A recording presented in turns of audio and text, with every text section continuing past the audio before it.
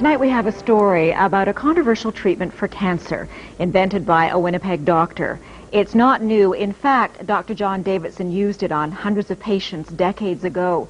What is new is that some 50 years after the doctor's death, more than half a century after his theories were dismissed as quackery, scientists are rekindling the flame of his research. With more on the legendary cancer doctor, here's CTV's medical specialist, Avis Favreau.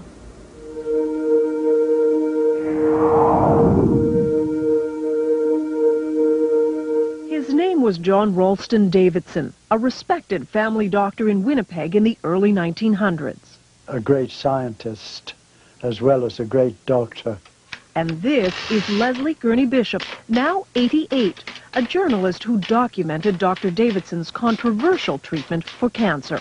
He never claimed that it cured it, but he said it would arrest it.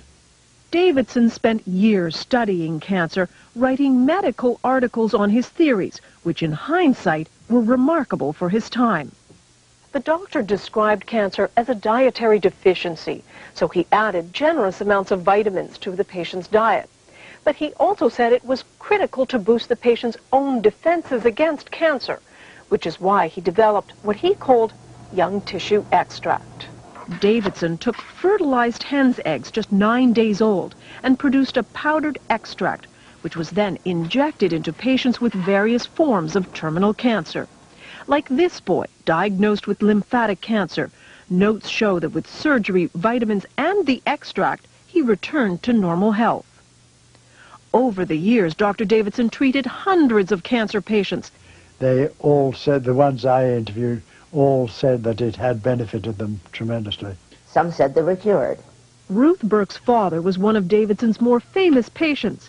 Harry Leader, the Member of Parliament for Portage-La Prairie, had been diagnosed with terminal bowel cancer by the Mayo Clinic in the U.S. But under Davidson's treatment, he improved. It was controversial scientifically, but that really didn't affect Dad. He believed in it. But Davidson's medical colleagues thought the treatment was useless and repeatedly refused him research money. It's as though they'd been instructed by somebody, well, just tear him up, just tear him up. And they did.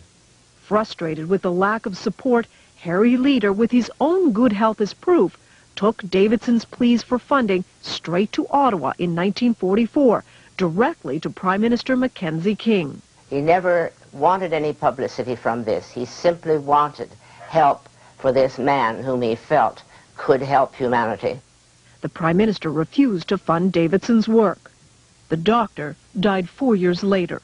He would die pretty well of a broken heart, if you know what I mean, because he had not been recognized.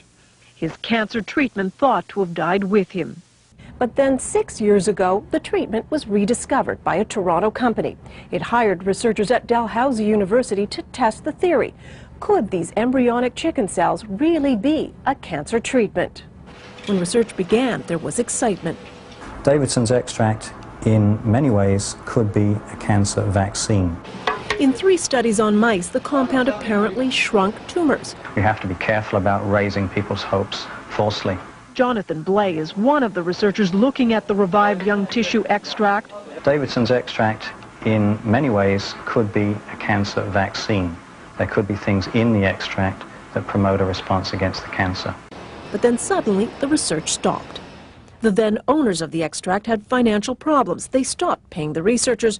Dalhousie was out some $60,000 and halted the experiments. The university would be interested in continuing the work because the results were very promising.